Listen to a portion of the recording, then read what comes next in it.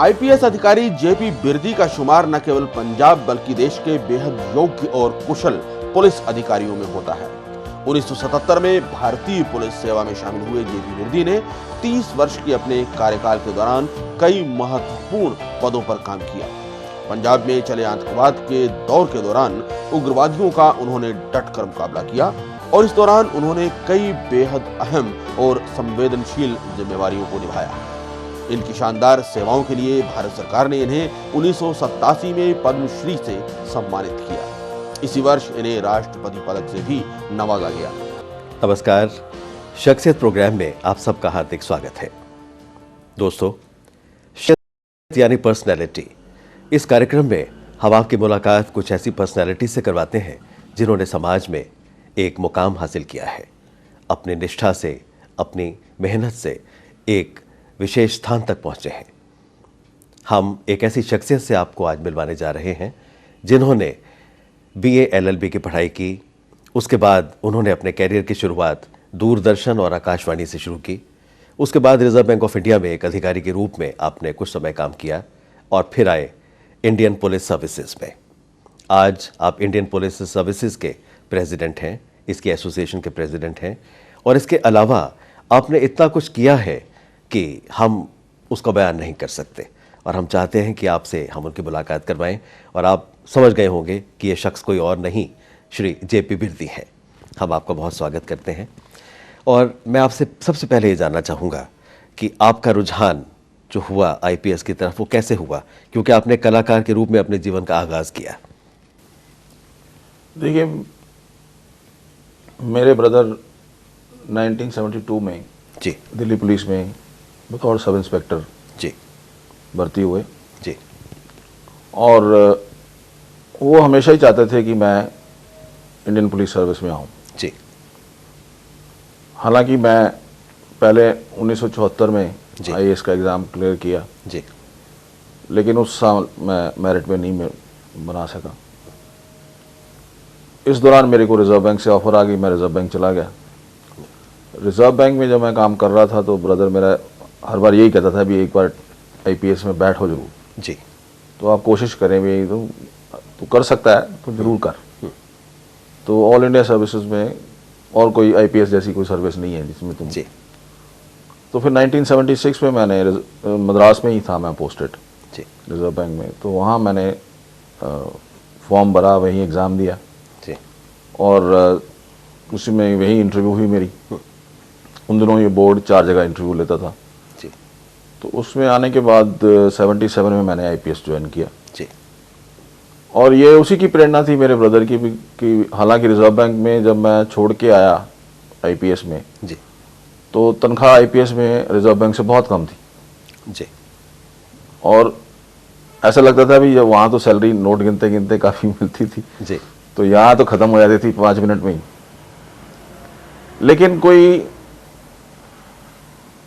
आने के बाद सर्विस में इतना हुआ कि 1979 मार्च में मैं अमृतसर पोस्ट हुआ जी। और उस टाइम काफ़ी निरंकारी कांड हो चुका था जी। और काफ़ी हालात नाजुक थे और जाते ही मुझे काफ़ी चैलेंजेस, स्टूडेंट एजिटेशन बहुत गर्म था उस टाइम जी। और उसके होते होते 81 में जो भिंडरावाला सीन पे आ जाते हैं जी। तो उस टाइम जो टेररिज्म भी शुरू हो गया था काफ़ी जी। और उस टाइम सिलेक्टेड किलिंग थी लेकिन टेररिज्म बहुत ज़्यादा जोर पकड़ रहा था जी। उसके बाद एक एंटी टबैको एजिटेशन हुआ 1982 में जी। जिसमें कि उसके बाद काफ़ी कम्युनल सिचुएशन ख़राब हो गई अमृतसर की जी। और फिर तो जैसे आपको पता ही है कि 81 के बाद तो 82, 83, 84 तक तो पीक चला गया था टेररिज्म का। जी बिल्कुल। और उन दिनों मैं अमृतसर में ही था और काफ़ी एजिटेशन भी डील किया, कम्युनल क्लैशेस नहीं होने दिए जो कि आईएसआई का उस टाइम ये था कि हिंदू सिख आपस में लड़ें तो हम इसको डिवाइड करके अपना जो भी है खालिस्तान का जो इनका नारा था कि हम उस खालिस्तान को प्राप्त करें। जी। मैं तो ये कहूँगा कि उस टाइम के ऑफिसर और जो फोर्स थी जी काफ़ी मतलब दिलेरी से लड़ी, ताकि इन्होंने आपस में हिंदू सिख का जो था बहुत बड़ी बात है। बहुत फसाद नहीं होने दिया गया। जी और उस टाइम पटियाला जैसे शहर था, जो पटियाला एक बहुत अहम शहर है पंजाब में, जी पटियाला में कम्युनल डिवाइड था, जी क्योंकि वहाँ शिवसेना खड़ी हो गई, तो दूसरी तरफ दूसरे खड़े हो गए। जी तो वो सिचुएशन जो थी वो बाकी जिलों में नहीं थी। जी अमृतसर बीइंग रिलीजियस प्लेस, तो सारी दोनों लोगों की आस्था हरमंदिर साहब में है, जी और वो गुरु की नगरी कहते हैं उसको। बिल्कुल बिल्कुल। तो गुरु की नगरी में इतना सब होने के बावजूद जी आपस में नहीं कोई प्रॉब्लम हुई। जी फिर पोस्ट 84 हो गया, 84 में ब्लू स्टार हो गया, ब्लू स्टार के बाद पोस्ट 84 राइट्स हो गए। जी 84 में जो इंदिरा गांधी के मर्डर के बाद दिल्ली में राइट्स हुए, उसका इफेक्ट पंजाब में पड़ा। जी तो जो पोस्ट 84 टेररिज्म था वो 88 तक एक फेज में मानता हूँ कि 84 से लेके बिल्कुल। तो 88 तक वो था एक फेज। जी जी 88 89 में पीक पे था टेररिज्म जी टिल 92। जी और इसमें काफ़ी ये हुआ कि पुलिस की भी काफ़ी लोग मरे, पुलिस के हमारे रिश्तेदार भी काफ़ी मरे, जी हमारे पुलिस वाले भी, उनकी फैमिलीज़ को भी इन्होंने हिट किया, सब कुछ किया। जी लेकिन किसी उस पे आके हम लोगों ने कभी कंप्रोमाइज़ नहीं किया अभी कि टेररिस्ट के साथ कैसे लिनियंसी करनी है या कैसे डील करना है। बिल्कुल। हर एक फेज़ में एक डिफरेंट चीज़ आती रही जी कि भी हर एक फेज़, पहला टेररिज्म शुरू हुआ तो आईएसआई स्पॉन्सर था, जी दूसरा शुरू हुआ फिर उन्होंने वेपन्स इनको अच्छे सोफिस्टिकेटेड वेपन दिए, जी फिर इन्होंने पाकिस्तान में इनके ट्रेनिंग कैंप्स लगाए। जी ट्रेनिंग कैंप्स लेके जो पोस्ट 84 था उसमें कम से कम 750 से लेके 800 लड़का जी जो बॉर्डर डिस्ट्रिक्ट्स में था, फिरोजपुर, अमृतसर, गुरदासपुर, जी वो सारा क्रॉस चला गया पाकिस्तान। जी वो पाकिस्तान को एक मटेरियल मिल गया, इनको हम ट्रेनिंग दे के जी तो वहाँ पे इनकी इंटरनल लड़ाई में उसका फ़ायदा उठा सके। बिल्कुल। लेकिन उनमें से कोई हार्डकोर नहीं थे, जी यंगस्टर थे, आउट ऑफ इमोशन निकल गए उधर। जी उधर जाकर उन्होंने देखा भी कि शायद हमें ये देश शायद क्या मदद करेगा, लेकिन वो मदद तो उन्होंने क्या करनी थी, जो उन्होंने आके हमें स्टोरियाँ बताई। तो उसमें से मैं गुरदासपुर में था एसएसपी तब, तो कोई 250 के करीब लड़के मैंने उधर से वापस भगवा के उनको रिहेबिलिटेट किया। क्या बात, बहुत बड़ी बात है कि बेसिक हर एक आदमी से मैंने एक इंटरव्यू ली, उससे पूछा भी क्या उसकी प्रॉब्लम क्या है। जी कुछ लोग जो पढ़े लिखे थे उनको पीएसबी में नौकरी भी दिलाई, जी कुछ जो थे जो काम करना चाहते थे, कहते थे कि हम अपना काम शुरू करना चाहते हैं, उनको बैंक से लोन लेके दिया। जी उनको गाड़ी जिसने डालनी थी गाड़ी डलवाई, जिसने कोई दुकान खोलनी थी दुकान खुलाई। जी तो ये एक वो थी सोशो इकोनॉमिक प्रॉब्लम थी, आपने उसको जड़ से समाप्त किया। उसको ये देखा भी ये इसकी प्रॉब्लम क्या है, भाई क्यों ये टेररिस्ट क्यों बनना चाहता है। जी तो अगर इसकी घर के हालात माड़े हैं जी तो वो तो गन उठाएगा, गन इजीली अवेलेबल है पंजाब में, बिल्कुल बिल्कुल तो वो तो फिर उसको बंदा मारने की कोई प्रॉब्लम नहीं है, तो वो टेररिस्ट बन जाएगा। बिल्कुल। अगर उसको नहीं रिहेबिलिटेट किया तो वो एक उनके लिए एक अवेलेबल फॉर्डर है जी कि they can pick him up और उसका जो करना है उसको ऐसे यूज़ कर सकते हैं। जी तो उस सिचुएशन को भी डील किया। और उसके बाद ये है कि जो पुलिस वाले की फैमिलीज थी हमारे, काफ़ी लोग उसमें मारे गए, हमारे बच्चे भी कई किडनैप किए इन्होंने। जी तो लेकिन किसी मोड़ पे आके हमने इनके आगे हथियार नहीं डाले। जी मैं आपको एक इंस्टांस बताना चाहता हूँ कि मैं जब 86 की बात है जी कि एसएचओ कादियाँ होता था मेरे साथ, इंस्पेक्टर बलदेव सिंह, जी उसका लड़का था 3-3.5 साल का, किडनैप कर लिया उन्होंने। मैं उसके घर गया, जब पता लगा तो उसकी वाइफ वाज मेंटली रैक, मतलब बहुत बुरा हाल था उसका। जी अच्छा, गलती वो ये कर गया कि वो एक लेटर छोड़ के चले गए कि हमने उठाया है, तो उसने नाम लिख दिया अपना। जी तो पता लग गया भी मेरे को भी ये कौन सा ग्रुप है। उस टाइम मेरे पास हेलीकॉप्टर भी होता था गुरदासपुर में। जी तो मैंने उसके फादर को बुलाया, तो मैंने कहा ये तेरे बेटे की तो लिखाई है। कहता हाँ जी वो। मैं कहा देख वो हमारा SHO का बेटा किडनैप किया उसने, या तो तू छुड़ा के ले आ, या फिर कल को मेरे को मत वही कोई तेरे साथ जास्ती हुई। जी। तो मैंने टैक्सी जितनी स्टैंड, छोटा सा गुरदासपुर, उसमें टैक्सी 8-10 होती थी उस टाइम जी। वो सारे मैंने अपने ड्राइवर लगा दिए उसमें, टैक्सियाँ प्राइवेट, जी। वो टैक्सी करके जाएगा ही उसको मिलने। तो जैसे वो टैक्सी करके गया तो वायरलेस पे इन्फॉर्मेशन आ गई भी इस तरफ को जा रहे हैं हम लोग। मैंने हेलीकॉप्टर से ऊपर निकला, तो जैसे ही वो कलानौर साइड में गया था, वहाँ एक गन्ने के खेत में उन्होंने बच्चा रखा हुआ था। जी। जब उन्होंने देखा कि बच्चा लेके आ गया, उसके बाद हमने सराउंड कर लिया उसको और वहाँ इनकाउंटर हुआ। तो ऐसे कई सिचुएशन आती थी जब, लेकिन कभी गवर्नमेंट की हमें पूरी सपोर्ट थी, कोई ऐसी प्रॉब्लम नहीं थी। मोस्टली प्रेसिडेंट रूल रहा तब, उसके बाद बरनाला सरकार आ गई, फिर उसके बाद बेंत सिंह की गवर्नमेंट आ गई। तो लेकिन सक्सेसिव गवर्नमेंट्स ने भी सपोर्ट किया कि भाई ये जो काम है, और देखो कोई भी मूवमेंट जो है वो कभी सक्सेसफुल नहीं हो सकती कि with might of Indian government. बिल्कुल। हिंदुस्तान कोई छोटा मोटा देश नहीं है। बिल्कुल बिल्कुल। आप देखिए नॉर्थ ईस्ट में इतने सालों से चल रहा है, जी। कोई किसी कुछ हुआ, नागालैंड का कुछ नहीं हुआ, मणिपुर कुछ नहीं हुआ, जी। पंजाब का इतने 15 साल चलता रहा, बिल्कुल। खत्म हो गया आगे। लेकिन जो कुछ लोग इंटरेस्टेड पार्टीज हैं इसमें ये नहीं है कि वे एक आदमी है। पाकिस्तान एक पार्टी है, जी। ISI चाहता है कि हिंदुस्तान में कोई ना कोई प्रॉब्लम करता रहे। जी। It was basically Khalistan was a plan of the ISI। बिल्कुल। इनको क्या पता था भी खालिस्तान लेंगे, खालिस्तान में तो वो लाहौर को भी इंक्लूड किया हुआ है इन्होंने, जी। तो पाकिस्तान लाहौर थोड़ी दे देगा। बिल्कुल। Similarly they go right up to Islamabad, जी। जो उनका ओरिजिनल मैप है, अगर आप देखें उसमें जी। तो अच्छा, करेंसी छापने से कोई कंट्री नहीं बन जाता। बिल्कुल। इन्होंने करेंसी भी छापी, जी। खालिस्तान के हमें आते रहे डॉलर। हाँ जी। मैं SPCT था अमृतसर, मुझे हर बार आते थे डाक में हाँ जी। $10 या $20 उन्होंने हर हफ्ते भेज देने मेरे को। जी। जो लोग बैठे हैं जो यहाँ पे टेररिस्ट थे, आज वो अच्छे बन के, कोई अमेरिका में बैठा है, कोई जर्मनी में बैठा है, कोई UK में बैठा है, जी। आज उन्हें पॉलिटिकल असाइलम लिया हुआ है वहाँ, उस गवर्नमेंट का पैसा भी खा रहे हैं, वहाँ से लोगों से पैसा भी इकट्ठा कर रहे हैं। जी। तो उनके मन में अभी तक ये चीज़ गई नहीं है कि भाई ये मूवमेंट ख़त्म है अभी। जी। तो उसको रिवाइव करने के लिए ये टाइम टू टाइम कुछ ना कुछ करते रहते हैं। जी। अभी आपने देखा होगा जैसे लुधियाना में ब्लास्ट हुआ, हाँ जी। अगर हम पिछले 97 से ऑनवर्ड लें तो 30 इंसिडेंट हुए हैं पंजाब में। जी। 30 में से अबाउट कुछ तो ट्रेन में ब्लास्ट है,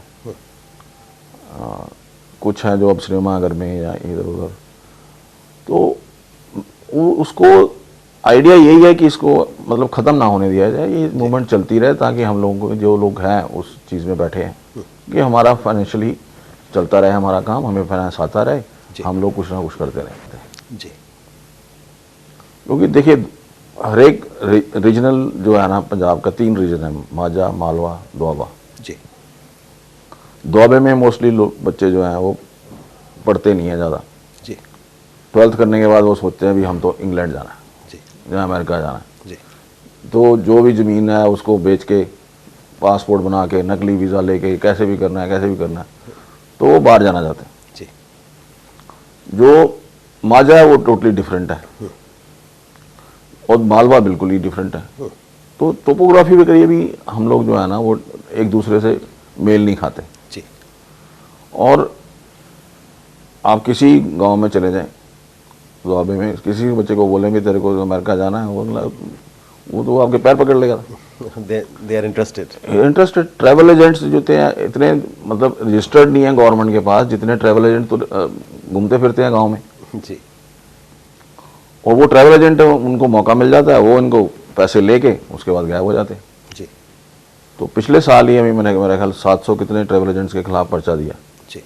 कि जिन्होंने लोगों को चीट किया लेकिन भिजवाया नहीं। जी। तो वो इकोनॉमिक प्रॉब्लम है पंजाब की। जी। इसीलिए हमारे पास यहाँ लेबर करने को पंजाबी यूथ नहीं मिलता हमें। बिल्कुल ठीक बात है। तो वो सारा बाहर से आ रहा है। क्यों आ रहा है? बिकॉज ये लोग काम नहीं करते, जी। ना करना चाहते हैं। जी। ये तो जीन्स पहन के ट्रैक्टर चलाएंगे, गाने लगा के घूमेंगे, जी। कोई और काम नहीं करना। बिल्कुल। लेबर नहीं होती इनसे, बिल्कुल। इसीलिए लेबर की प्रॉब्लम आती है। वो लेबर फिर बाहर से आती है। तो वो इकोनॉमिक जो इंटरेस्ट है वो पंजाब में वो उसका भी एक ये था। एक दूसरा ये है कि यहाँ पे खुशहाली करके भी बहुत वो है, सरप्लस स्टेट है। सरप्लस स्टेट है, सब देखते हैं कि भी ठीक है, 4 आदमी रोटी तो खाता ही है। जी तो वो रोटी जो बिहार में नहीं मिलती या कहीं और नहीं मिलती, यहाँ रोटी तो आदमी को 2 रुपये मिल ही जाती है, बिल्कुल। चाहे वो कुछ भी करता है। बिल्कुल। तो उसको भी ये है कि लोग जो हैं वो उस तरफ ध्यान नहीं देते, वो चाहते हैं कि वे for greener pastures we must go abroad. बिल्कुल। अच्छा, वो देखा भी है कि ओवर द इयर्स ऑल्सो कि जितने साल हैं वे सब लोग पंजाब में बाहर ही जाना चाहते हैं। उससे ट्रैवल एजेंट्स को, दूसरों को, इन सबको मौका मिल जाता है इनको एक्सप्लॉइट करने का। जी। तो बाकी ऐसी कोई प्रॉब्लम नहीं है पंजाब में जिसमें कि ये सोचा जा सके कि भी ये रिवाइव होगा। ये बहुत बड़ी बात है, क्योंकि आपने जैसे उसको रूट लेवल पे जाकर उसका समाधान किया, उनकी मुश्किलों को समझकर उनको आपने प्रॉपर एड्रेस किया, बहुत बड़ी बात है। बिरदी जी, मैं ये जानना चाहूँगा कि जैसे आपने बताया कि किस तरह से आपने बहुत सूझबूझ के साथ जो आतंकवाद की समस्या थी पंजाब में, जो इतनी बड़ी समस्या मुँह बाय खड़ी थी, उसका आपने मुकाबला किया और आपने उन लोगों की जो परिस्थितियाँ थी उनको समझ के उनकी मुश्किलों का समाधान करके इस समस्या को जड़ से मिटाया। आपके बचपन के बारे में हम कुछ जानना चाहेंगे। कहाँ आपकी स्कूलिंग हुई और किस तरह के माहौल में आप पले बड़े हुए? देखिए, जब मैं छोटा था तब तो गांव में ही जी रहता था। जी हमारा गांव शेरगढ़ है, होशियारपुर के बाईपास के ऊपर। जी जी ग्रैंडफादर मेरे पीडब्ल्यूडी के ठेकेदार होते थे जी प्री पार्टीशन, जी तो काफ़ी नाम था उनका उस जी। इलाके में। जी और पहली स्कूलिंग मेरी इनिशियल हुई डीएवी स्कूल होशियारपुर में। जी फिर फादर मेरे 1955 में दिल्ली चले गए। जी हम लोग फिर 1958 में दिल्ली शिफ्ट हो गए। जी तब मैं 3rd या 4th स्टैंडर्ड में था। जी वहाँ जाके मेरी स्कूलिंग हुई सलमान स्कूल में, राजेंद्र नगर, दिल्ली में। वहाँ से मैंने हायर सेकेंडरी की 1968 में। उसके बाद मैंने बीकॉम की। जी पहले साल मैंने श्री राम कॉलेज में किया जी। उसके बाद हस्तिनापुर कॉलेज में शिफ्ट हो गया जी कि उस टाइम मैंने सर्विस ज्वाइन कर ली थी। जी और वहाँ से मैंने 71 में बीकॉम किया। जी उसके बाद लॉ फैकल्टी में लॉ सेंटर 2 जो हमारा इवनिंग में, जी वहाँ से मैंने LLB की 74 में। जी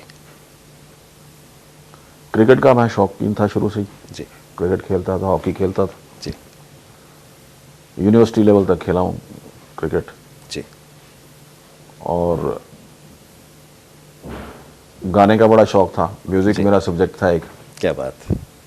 तो गांव में मुझे याद है कि एक बार मैं कहीं कुछ चीज़ लेने किसी दुकान पे चला गया, जी तो वो मेरे को बिठा लेते थे कि भाई गाना सुना। जी तो एक बार ऐसे ही मैं, शाम का टाइम था, मैं चला गया, जी तो फादर को पता लग गया भी ये वहाँ जाके बैठा ये गाना गाएगा, जी तो वो पीछे पीछे आ गए। जी तो मेरी ग्रैंड मदर ने सुन लिया कि वो उसको पीटे ना है वहाँ जाके, तो वो भी पीछे पीछे भागती आ गई। तो उन दिनों वो गाना बहुत फेमस था, मन डोले मेरा टन डोले, तब 55 की बात हुई। बिल्कुल बिल्कुल। तो फिर मेरी ग्रैंड मदर ने रेस्क्यू किया मेरे को, कहती जी। कि नहीं इसको कुछ नहीं कहना है, कोई नहीं, चलो घर। जी फिर म्यूज़िक वोकल मेरा सब्जेक्ट था अप टू हायर सेकेंडरी।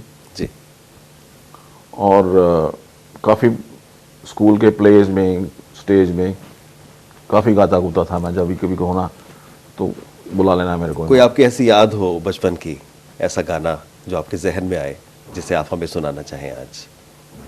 बचपन में तो उस टाइम तो दूसरे गाने होते थे, लेकिन कॉलेज टाइम में ये पिक्चरें आ गई, जी मेरे सनम, ये वो सब, उसमें अच्छे गाने होते थे। रफ़ी वॉज माई फेवरेट, जी तो उसके मैं गाने ज़रूर जी गाता था। जी। तो कुछ आप हमें सुनाना चाहेंगे हमारे दर्शकों को? एक आधा मैं सुना देता हूँ आपको जी कि मेरे सनम में गाना है जी। बड़ा अच्छा, कि पुकारता चला हूँ मैं गली गली बाहर की, बस एक सांस जुल्फ की, बस एक निगाह प्यार की, पुकारता चला हूँ मैं। बहुत अच्छा। उसके बाद स्टेज में काम किया काफ़ी साल। जी, ड्रामाज में आप ड्रामाज में इंटरेस्ट काफ़ी, रहा। हाँ इंटरेस्ट रहा। काफ़ी ड्रामे किए वहाँ कॉलेज टाइम में, जी इंटर यूनिवर्सिटी भी जाते रहे। जी उसके बाद हमारा एक ग्रुप होता था वहाँ, उसमें भी काफ़ी स्टेज किए। जी तो लेकिन वो जो एटमॉस्फेयर था उस टाइम वाला दिल्ली में था, वो दिल्ली में क्योंकि कल्चरल सिटी भी है दिल्ली, बिल्कुल बिल्कुल। तो वहाँ आपको वो माहौल मिल जाता है, लेकिन छोटे शहरों में ऐसा नहीं है। जी और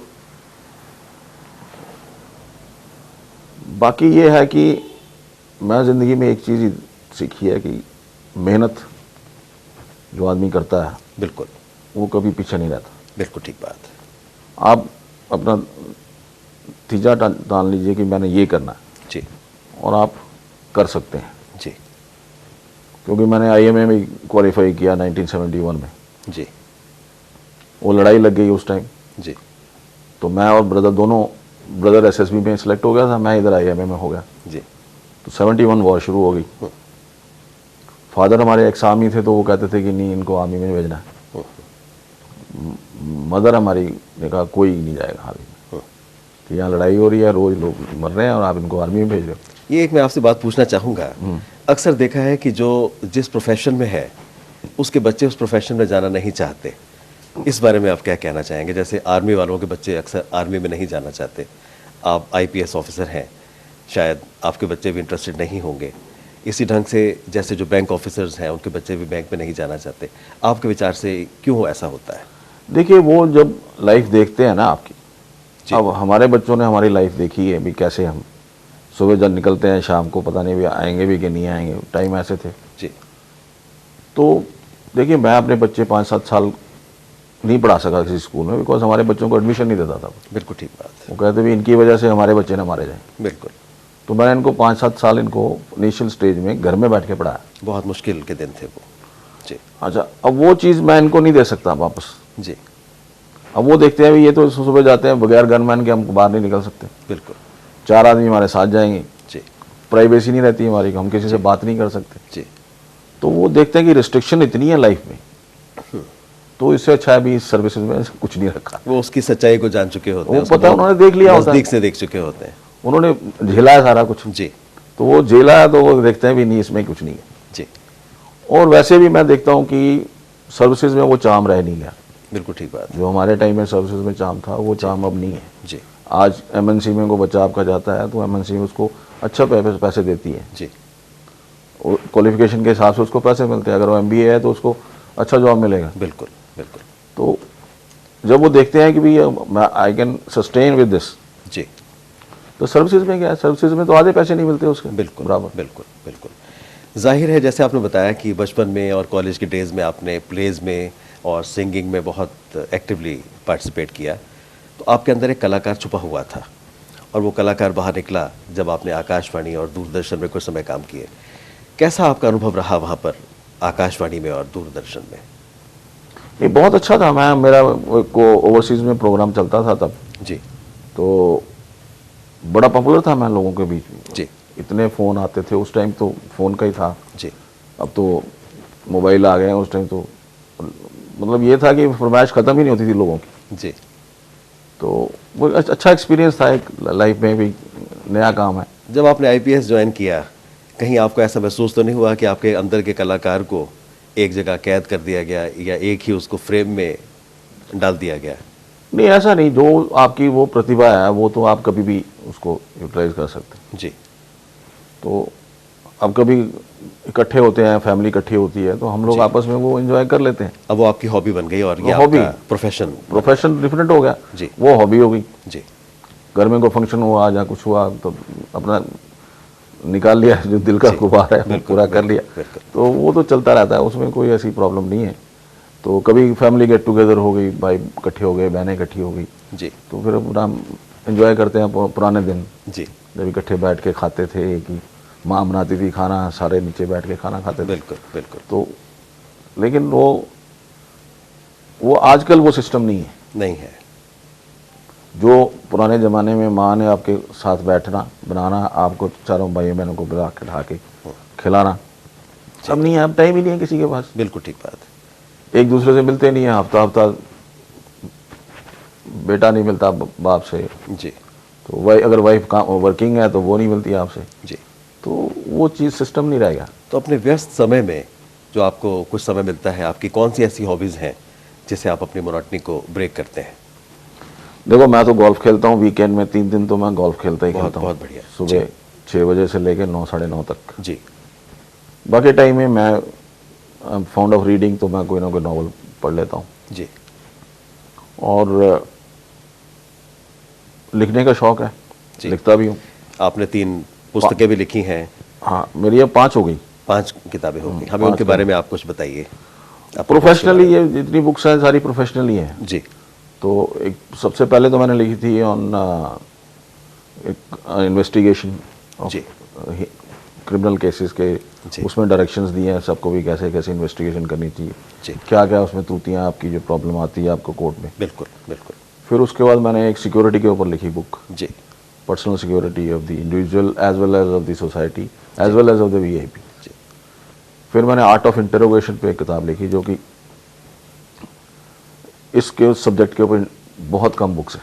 जी जो मेरा इतना 30 साल का एक्सपीरियंस था, उसमें मैंने क्या क्या सीखा, जी इंटरोगेशन कैसे की।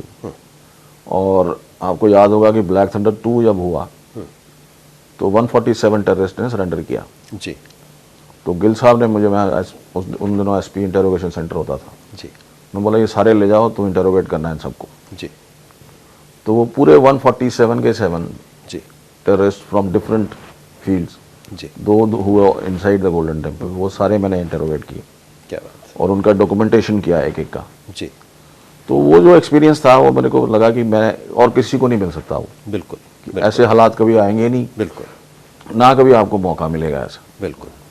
तो वो एक बड़ा अच्छा एक्सपीरियंस था। उसको मैंने कहा कि कल की यंगर जनरेशन जो है जी वो इससे सीखेगी कुछ, बहुत बड़ी बात है ये।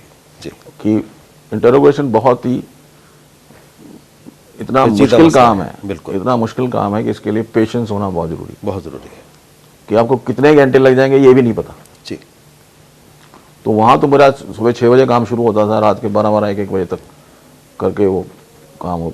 जी तो उस एक्सपीरियंस को मैंने इसमें रिलेट किया बुक में, ताकि लोगों को पता लगे कि क्या है। जी। तो वो एक अच्छा एक्सपीरियंस था। अब अपने परिवार के बारे में हमें कुछ जानकारी दीजिए।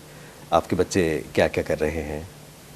बच्चा मेरा एक लड़का है जी, तो वाइफ मेरी हाउस वाइफ ही है। जी बेटा जो है वो BA LLB किया उसने, ऑनर्स अभी पिछले साल ही। बहुत अच्छा। जी और बेटी ने मास्टर्स करी है नॉटिंघम यूनिवर्सिटी से साइकोलॉजी में, जी काउंसलिंग साइकोलॉजी में, जी और वो आजकल लंदन में ही है। जी। आपका जो जीवन है एक ऐसी किताब है जिसमें हर किसी को प्रेरणा मिलेगी। किस तरह से आपने अपने आप का निर्माण किया, अपने व्यक्तित्व का आपने निर्माण किया। You are a self made person, और सिद्ध कर दिया आपने कि अगर हम हार्ड वर्क करना जानते हैं, हमारे अंदर एक काम को करने की लगन है, हम किसी भी मंजिल को पा सकते हैं। क्योंकि एक कलाकार से आपने अपना जीवन शुरू किया, आप IPS अधिकारी बने और उसमें आपने बहुत जस्टिफाई किया अपने काम को। आज आपकी एक प्रतिष्ठा है समाज में, और आपने जिस काम में भी हाथ डाला, जिसे कहना चाहिए कि आपने हर काम को सोना बना दिया। और आज के इस कार्यक्रम से हमारे जो दर्शक हैं, मैं इनसे कहना चाहूँगा, अगर आप मेहनत करते हैं तो कोई भी मंजिल आपके लिए बहुत दूर नहीं है। कहते हैं ना, बरसात में कदमों के निशान ढूंढ रहा है, आवारा फजाओं में धुआं ढूंढ रहा है। किस्मत की लकीरें तेरी मेहनत में छिपी हैं, हाथों की लकीरों में कहाँ ढूंढ रहा है। तो दर्शकों, आप अपने जीवन को इस ढंग से सफल बना सकते हैं। ये शख्सियत है JP बिरदी की। इसी प्रकार से आप भी सफल हो सकते हैं। और हमें आज बहुत अच्छा लगा आपसे बात करके बिरदी जी, और हम आपका बहुत बहुत धन्यवाद करते हैं। आपने अपना बहुमूल्य समय हमें दिया। बहुत बहुत आपका धन्यवाद। थैंक यू, धन्यवाद।